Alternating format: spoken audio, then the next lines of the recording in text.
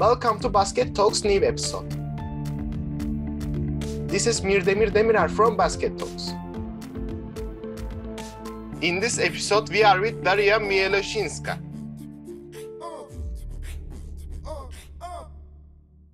Hi, Coach. How are you? Good. How are you? Thank you for having me. I'm good, and thank you for accept my invitation. And I see you have a very busy schedule, and we talk about it like 3 months or 2 months about this episode, and finally we do this. We do this. We are here, and I'm glad to be here with you and to finally have a conversation. Yeah, me too. And how is your season going? How is your life going? Everything is good? Everything is stable. Athletes making progress. After COVID-19, we are coming back to reality and to normal living. So everything is good. Everybody's healthy. Thank you. Yeah, nice to hear that. So I want to start my questions. First of all, I want to start with your basketball history, your past basketball career.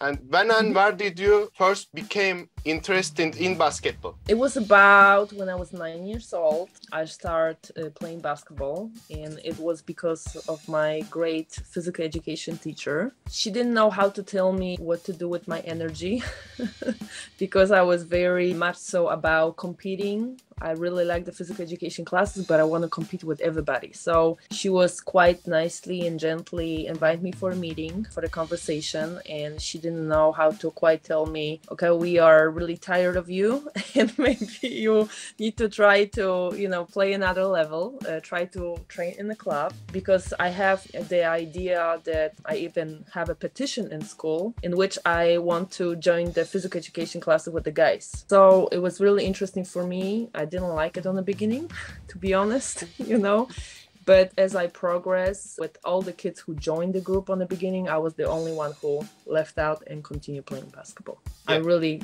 grateful for her. Mm-hmm. Yeah, and you was in Poland, right? In that time, or? I was in Poland, yes. And continue in Poland? I continue in Poland up to have my senior year in high school. And then I decided to go to the United States for school. Yeah. To continue journey. Yeah. It's Texas University. Yes, University of Texas in Austin. Yes. Yeah.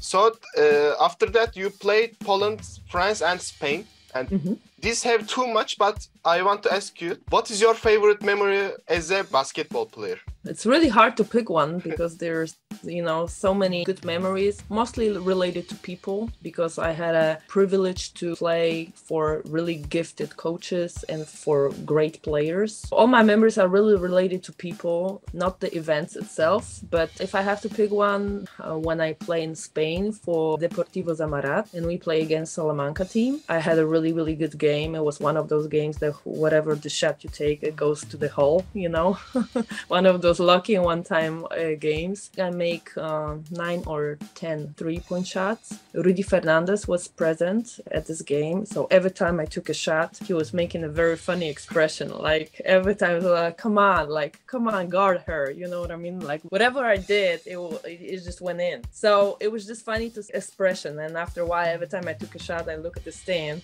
I look at the fans, and he was there just like holding head or like making threes or like making a very extra gesture. So that was really funny, and not just about scoring, but just his reaction that stuck to my memory. When I was leaving the gym, I actually get a really good applause from the fans on the opposite teams, and they were trying to convince me to sign the contract in Salamanca for next year. So that was one of the maybe kind of funny memories.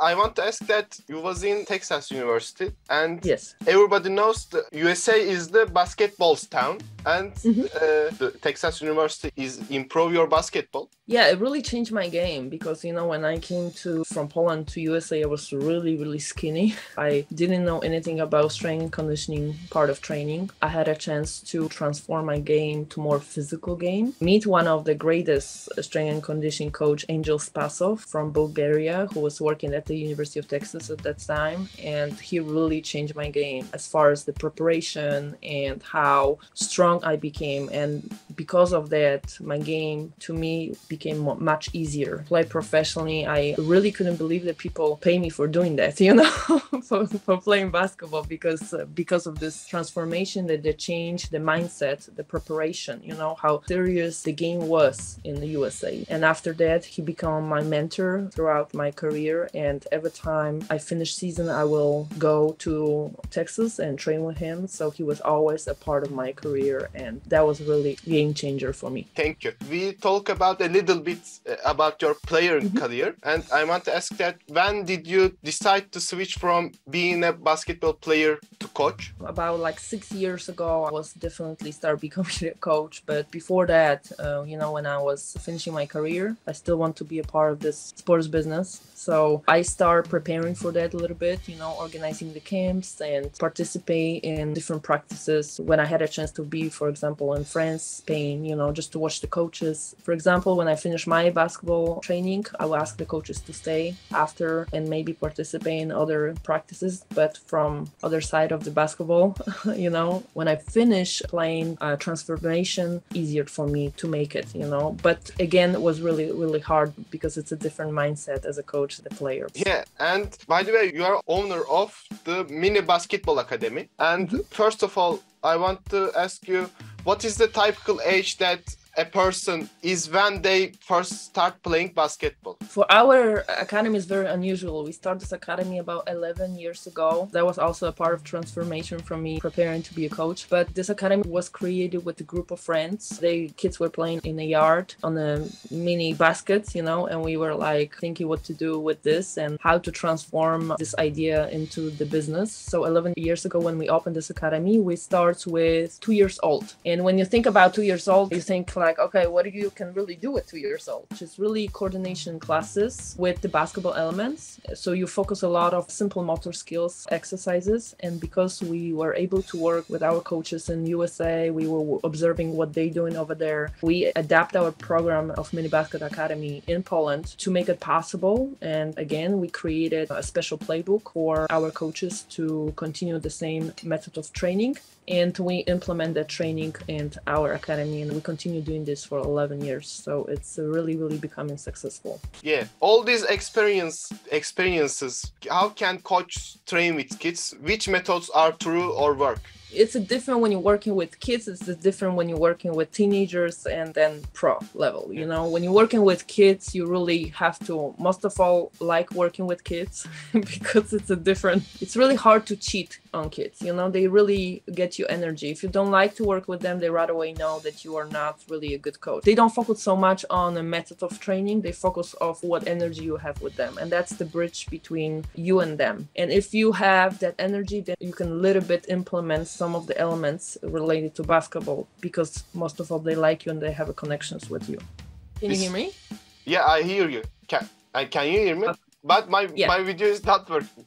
So do you want me to continue? Yeah. I will figure it out. Yeah. Okay, cool. When you're working with the younger, you really have to enjoy this, again, interacting with the kids and, continue to start implementing a little bit more basketball skills. And there's not really one method. There's not really one method of training, That's what I would advise with all their kids as far as you go with the progress, then you implement more basketball skills and it becomes a little bit more serious. But on the beginning, you just really enjoy it, the interaction. Thank you. So we got a program just 2 seconds ago. So sorry about that.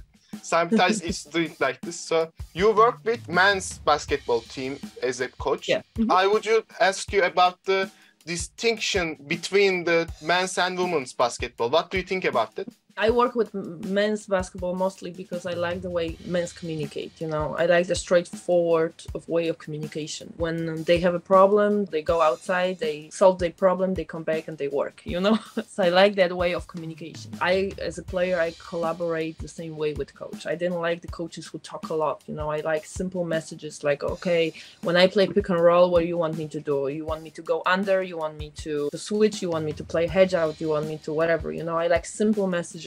And of course the consequences goes on coach after that. I like simple messages. Again, what was the question? Sorry. I have a problem with that. I start like No problem. Me too. Not because of I have the same problem too. I understand you. So, sorry, it's too early. Yeah, no problem. The distinction between men's and women's basketball. Yeah. Sorry. But as far as the women, they're very persistent. Like women are very specific about things. If you give them a goal, they will do 110%. Like men's are more effective. They are all about like dunks, effectiveness, finishings of how they look, how it's effective, But women don't do that because they don't have the skill. More women who can dunk right now, and the game becomes even more interesting. But before, in our generation, we didn't have that kind of thing. So we have to be more aggressive. We have to be more persistent. Women become very powerful on the basketball court in that way, So we have to kind of catch up for what we don't have to make a game more attractive to us and to fans and to everybody else around. So I think there's a much difference. But as far as the communication with women, it's a little bit different. Yeah, so it's maybe hard and it's maybe you don't want to answer it.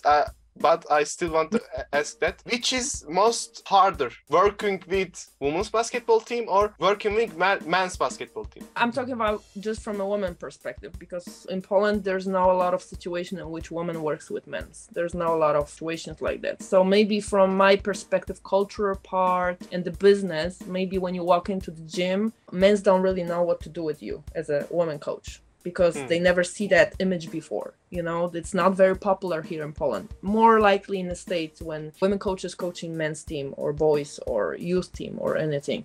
But here, the image, it's really, they right away, you have to gain their trust on the beginning. But as far as the women, I think we are a little bit more emotional. That's true about us. We need to a little bit more time to process. So that's what I said on the beginning. Men's solve the issues right away. I don't deal how they solve the problems. You know what I mean? If they need to step outside and deal with them, but when they come back, it's done. We don't talk about this anymore. We just continue to work. With women, it's a little bit more still coming back to the same subject. So sometimes it might be a little bit issues on the court, because I still remember what you say and you remember what I said. It's a little bit more emotional part involved. So that could be very difficult. But there's one common thing, which I was surprised for women and men. They both gossip. Yeah.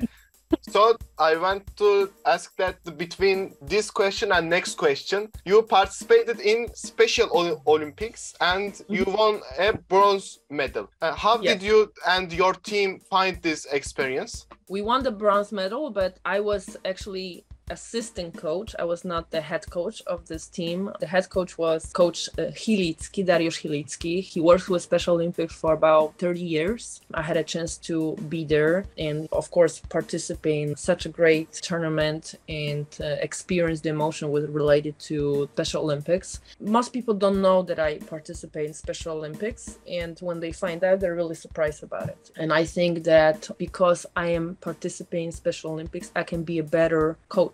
Because when I'm there and I experience all the emotions and how much the athletes compete, but everything related to inclusion, to this special event, I feel that the role switches. Really, I'm just on the paper the coach, but really they are coaching me because they transform the way of thinking. And because I am able to participate in Special Olympics, when I come back and I work with the healthy athletes, I think that I'm much more better coach. I have certain plans, but they show me that the plans go to the garbage. Life is not like that, So I learned so much from them. I could not believe that I can experience something like that. So I wish for every coach who works with the healthy athletes to have that kind of experience, because I promise that you think you will go with the role of a coach, but you really become a student of the game. Yeah, thank you. And we come to final question.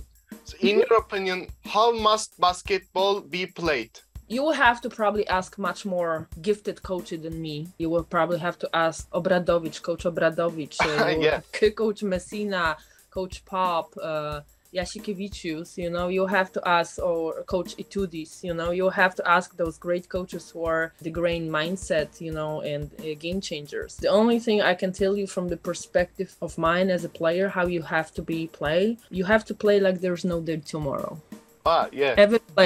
Every player should play like there's no day tomorrow. You know what I mean? A lot of players waiting for the perfect situation. Like if they have a season that they don't design for themselves, meaning maybe they play less or they don't have a role that they wanted. They don't use this time. They're waiting, oh my gosh, let's the season to be over, so the next season will be better. What do you have to take from this experience? Why are you waiting for the future when the future is not given? Use this experience as much as you can. Even if you work with the coaches that you don't really like or you don't really respect, there's probably something you can really get out of this experience, so don't wait for tomorrow, don't wait for the perfect situation, and then really enjoy the game. The next day is not given and the next game is not given, so play like there's no day tomorrow.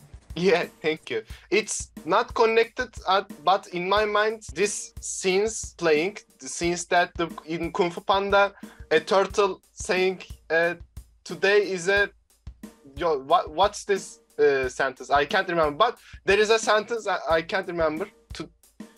Today is a gift. Yeah. Yeah. Tomorrow is a mystery, and yesterday is a history. Yeah, I remember that. Yes, good job. Good job. You represent today. Yeah. Good job.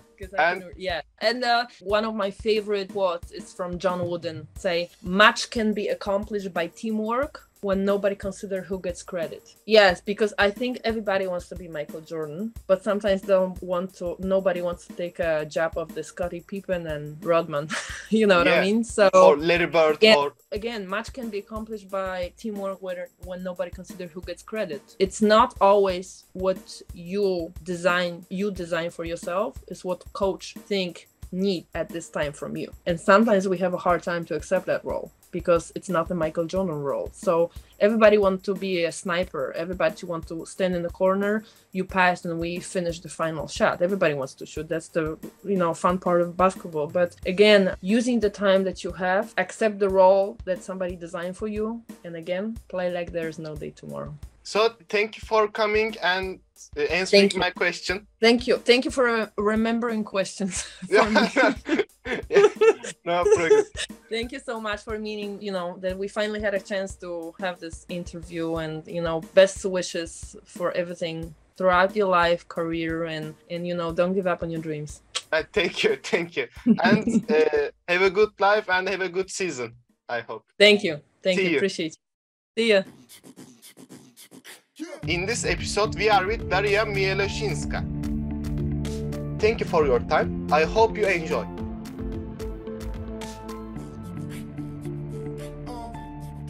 See you in next episode. Bye bye.